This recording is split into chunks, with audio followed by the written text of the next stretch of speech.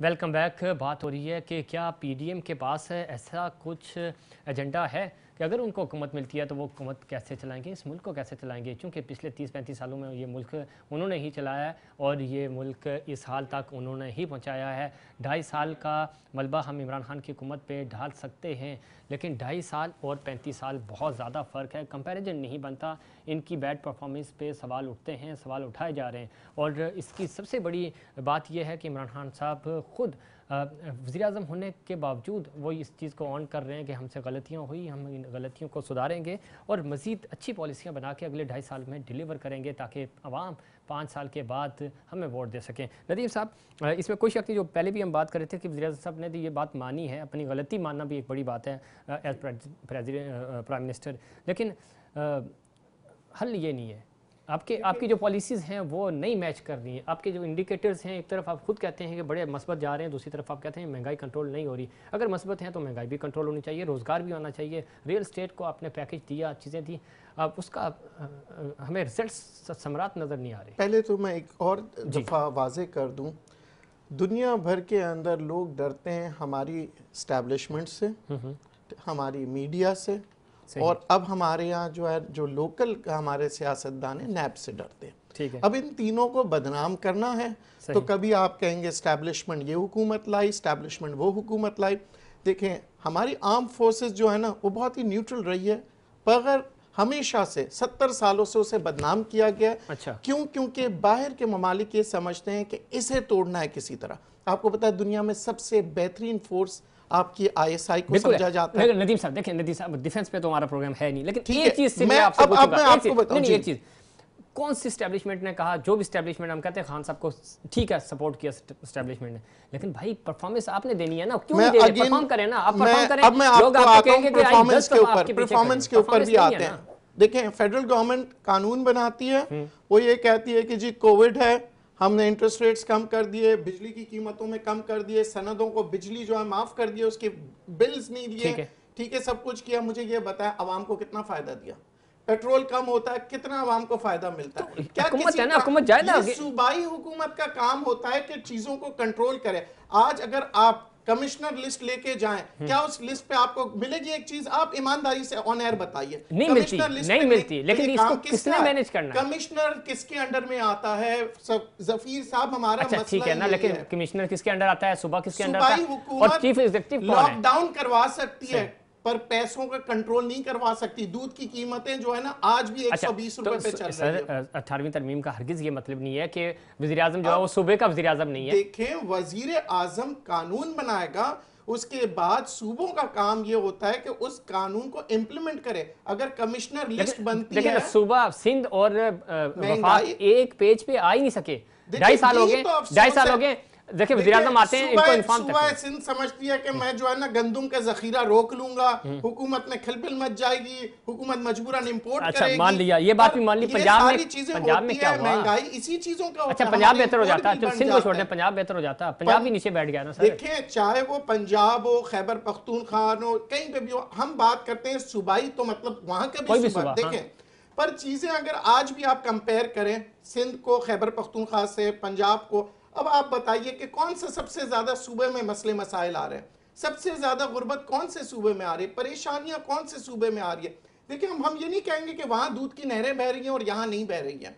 हमें मसला ये है कि इस मुल्क के साथ मसला यही होता है कि अवाम का नहीं सोच रहे। अच्छा, अगर कोई हुकूमत कानून साजी करती है, कोई आपको इंसेंटिव दी जाती है, एमनेस्टी दी जाती है, तो मसला क्या? अब देखिए, मैं आपको सिंपल सी बात बताऊं, हुंडी और हवाला का काम खत्म हो गया ना इसी मुल्क से। कहाँ खत्म हुआ? बिल्कुल खत्म हो गया। रोशन डिजिटल पाकिस्तान के जरिए से।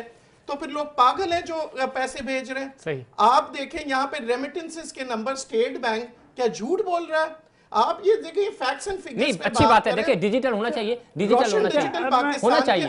अग्री करते हैं नदीम साहब आपकी बात से, और सिस्टमैटिक होना चाहिए। अग्री करते हैं आपकी इस बात से। तमाम चीज़ों को, सबसे रियल एस्टेट को अगर आप रजिस्टर कर दें, इनका टैक्स जो धंधा है, काला धंधा, इसको अगर आप रेगुलराइज कर दें तो आपके पास आएगा, टैक्स आएगा। लेकिन नहीं हो रहा ना, सवाल ये नहीं हो रहा। सदा साहब, मैं सदा साहब की तरफ जाऊंगा। ये है कि जो मौलवी साहब बात कर रहे हैं, एक बात आप समझ लीजिए। देखिए, एक होता है मुल्क, ये किसी इंडिविजुअल के साथ जो पॉलिसी है वो एक इफेक्टिव होता है, वो अलग, लेकिन जब पूरी कौम इफेक्ट होती है तो आपको मालूम है कि इमरान खान की हुकूमत ने गुज़श्ता 5 महीने में $4 बिलियन का लोन कर्जे लिए हैं। और आपको मालूम है कि ये जो बात नदीम साहब कर रहे हैं कि जी ओवरसीज़ पाकिस्तानी पैसे भेज, आपको मालूम है क्या हो रहा है? अगर पाकिस्तानी कौम को ये सच मालूम हो जाए तो आप यकीन करें 11% पे, इस वक्त 11% पे हुकूमत पाकिस्तान ओवरसीज़ पाकिस्तानी से पैसे, ओवरसीज़ पाकिस्तानी से कैश हॉट मनी लोन ले रही है 11% पे। अभी आपने $1.5 बिलियन लिया है चाइना से 14% पे, जो पाकिस्तान की तारीख में इससे ज़्यादा एक्सपेंसिव लोन कभी कोई सोच भी नहीं सकता था। मुझे इमरान खान की हुकूमत से कोई प्रॉब्लम नहीं है, मुझे तो भाई मैं बिजनेसमैन हूँ, मुझे पता है क्या है। बात ये है कि जो आपकी पॉलिसी है वो आपने कुछ बैंकों का इंटरेस्ट रेट कम किया, which is a good point, आपने करंट अकाउंट डेफिसिट फाइनेंस कम किया, which is a good thing, लेकिन आपने देखा कि जो करंट अकाउंट डेफिसिट आपका कम हुआ और उसके नतीजे में आपकी जो ग्रोथ रेट है, आप ग्रोथ रेट समझते हैं क्या? आपकी जो शरह नमू है, जो पैदावारी सलाहियत है वो 0 से 5% नीचे चली गई है, आपको अंदाज़ा भी नहीं। और आपकी जो फूड इन्फ्लेशन है वो 16% पे चली गई है। और पाकिस्तान में जो ज़राए आमदनी है, कल एक नौजवान की तस्वीर छपी है, नौजवान पढ़ा लिखा दाढ़ी वाला, और वो पता नहीं 10 सेर या 5 किलो का एक आटा और कुछ घी चोरी करते हुए पकड़ा गया है और पुलिस ने उसकी फोटो जो है वो।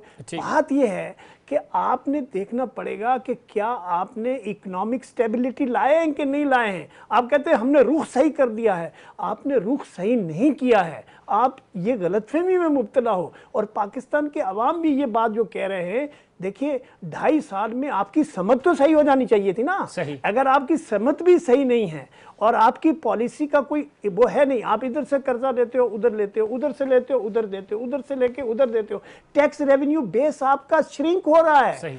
आपको मालूम है कि आपके जो टैक्स रिटर्न दाखिल हुए हैं उसमें टैक्स रिटर्न दाखिल करने वालों में कमी आई है और आपका जो टैक्स रेवेन्यू है गुज़श्ता 6 महीने में वो कम आपका हुआ 1 बिलियन से ज़्यादा, 110 या 105 बिलियन से आपका शॉर्टफॉल है। तो आपके जो हदाफ हैं, आपके जो अपने इस साल के, वो 2-3 दफा आप रिवाइज करते हो, वो अचीव नहीं हो पा रहे। तो पॉइंट ये है कि जब तक आप इकोनॉमिक बेनिफिट कॉमन मैन को वापस मिलेंगे नहीं, तो आप जो मर्जी कर लो, जितनी अच्छी तकरीरें कर लो, ये गवर्नमेंट जो है वो बहुत अच्छी है प्रोपेगेंडे में, दे आर मास्टर्स, उनका कोई कंपैरिजन नहीं है। और नॉन इश्यूज को इश्यूज बना के इसको आप कर सकते हैं, लेकिन टाइम गेन कर सकते हैं, लेकिन मसले हल नहीं होंगे। पॉलिटिकल स्टेबिलिटी के बगैर मुल्क एक कदम आगे नहीं चल सकता। इकोनॉमिक प्रॉस्पेरिटी आएगी, पॉलिटिकल स्टेबिलिटी के साथ आएगी। आजाद प्रेस चैनल्स का मुंह बंद करने से नहीं होगा कुछ भी, एंकर्स को जो है वो डायरेक्शन देने से नहीं होगा। ठीक है नदीम साहब, आपने गुफ्तगू सुनी सद्दात साहब की। एक पॉइंट जो मुझे सबसे ज़्यादा अट्रैक्ट कर रहा है वो ये है कि जीडीपी में देखिए कर्जा हम जितना मर्जी उठा लें, जब तक हमारी जीडीपी में इजाफा नहीं होगा, ग्रोथ में इजाफा नहीं होगा, तो हम कैसे आगे बढ़ेंगे? वो कर्जा लौटाएंगे कैसे? हमने सऊदीया से पैसे लिए, हमने चाइना से लेके वापस कर दिए उनको, कल दुबई से पैसे लेंगे, वो पकड़ के दूसरे से वापस कर देंगे, तो किस तरह मुल्क नहीं चलता। सऊदी से 3% पे लिए और अभी वापस किए 14%। अच्छा, सबसे पहले तो मैं बता दूं, ये मैं नहीं कह रहा, सही वर्ल्ड बैंक की रिपोर्ट है, ठीक है ना जी। वो इकोनॉमिक रिपोर्ट्स वो बता रहे हैं कि आपकी आने वाले वक्तों में जीडीपी इम्प्रूव्ड होगी। शायद मेरे और आपसे ज्यादा वो सदाकत रखते हैं। वर्ल्ड बैंक के अलावा हम सही होने ही वाले थे कि कोरोना। देखें, वर्ल्ड बैंक की ये रिपोर्ट है, एशियन डेवलपमेंट बैंक की रिपोर्टें हैं, क्योंकि अगर मैं और आप इस पे बहस करेंगे, आप मैं चाह रहा हूं कि अवाम को ये पता लगे कि वहां जो अंग्रेज बैठे हुए हैं, जो आपको पैसे देते हैं, वो बेवकूफ नहीं होते। आप बैंक से अगर पैसे लेने जाते हैं ना, तो 100 दफा मालूम करते हैं कि जी सफीर साहब की स्टेटमेंट क्या है, कैसे डेवलप कर रहे हैं, कितनी अरसे से रोजगार है, आप सैलरी स्लिप लाए। तो अब आप सोचिए कि एशियन डेवलपमेंट बैंक आपको पैसे दे रहा है, वर्ल्ड बैंक आपको पैसे दे रहा है, वो किस बिना पे दे रहा है? भाई आप तो बिजनेसमैन भी हैं, बिजनेस समझते हैं, बिजनेस के प्रोग्राम्स भी करते हैं। मैं सिर्फ एक चीज पूछना चाहूँ कि जब मैंने ही पूरी टीम पीछे बिठाई हुई है, जिनको आपने फोन करना है, जिनको आपसे पूछना है कि मेरे जफीर साहब बहुत सादिक और अमीन हैं, इनके पास इतने एसिड हैं, तो वो तो रिपोर्ट से ही देंगे। अब नहीं, हालांकि मेरे पास नहीं है। देखिए वर्ल्ड बैंक जो होता है वो आपकी रिपोर्ट के अलावा वो अपनी उनकी एक रिसर्च टीम होती है, ठीक है जी। आप एशियन बैंक कह दे, एशियन डेवलपमेंट बैंक कह दे, आप IMF जिसके ऊपर हम कहते हैं ये हमारा दुश्मन है, सही। कभी हमारे लिए कभी अच्छा नहीं सोचता, वो क्यों कह रहा है कि जी आपकी इकोनॉमी बेहतर होगी? ठीक है। अच्छा, इसके अलावा अगर आप बात करते हैं $10 बिलियन पाकिस्तान ने अदा किए अपने कर्जे। 10 बिलियन डॉलर जब हम अदा करते थे ना पहले, तो हमारी हालत बुरी हो जाती थी। आज भी आप 10 बिलियन अदा करने के बाद भी आज आपका रिजर्व है। नदीम भाई वो किए हमने कहां से अदा किए, ये भी आपको भी पता है, हमें भी पता है। सदा साहब चूंकि वक्त कम है, गुफ्तगू इनकी आपने सुनी, ये कहते हैं कि रिपोर्ट्स बिल्कुल ओके हैं, वर्ल्ड बैंक भी कह रहा है, एशियन बैंक देखिए वर्ल्ड बैंक और देखिए आप ये बिजनेसमैन है, ये शायद मैं भी छोटा मोटा बिजनेसमैन हूँ, मैं वर्ल्ड बैंक को भी अच्छी तरह जानता हूँ, एशियन बैंक को भी जानता हूँ और IMF को भी जानता हूँ। गुजारिश ये है कि इन तीनों बैंकों के नुमाइंदे हमारी हुकूमत में हैं, एक तो ये बात है। दूसरी बात ये है कि वो लिप सर्विस दे रहे, वो उन्होंने पैसे दिए हुए हैं आपको भाई, उन्होंने आपको पैसे दिए हुए हैं।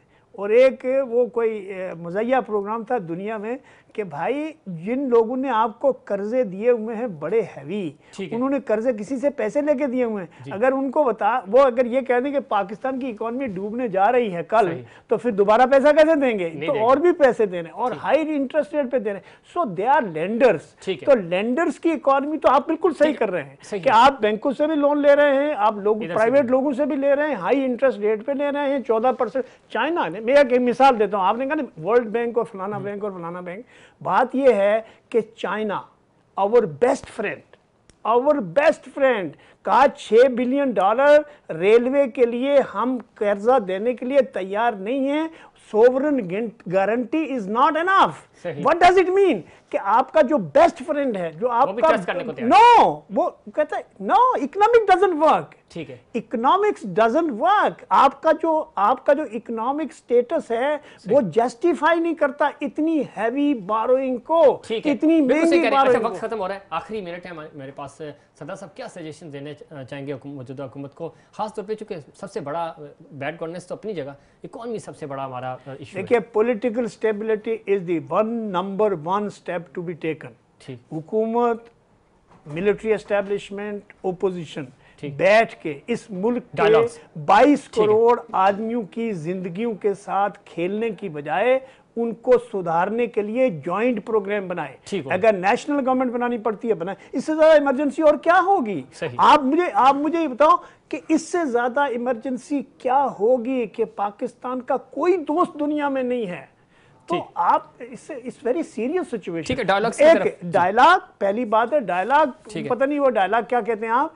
बात ये है कि national unity government at this point of time is the only way out. ठीक है, विद इमरान खान और विदाउट इमरान खान। मुझे नहीं मालूम कि इमरान खान खुद उस क्या।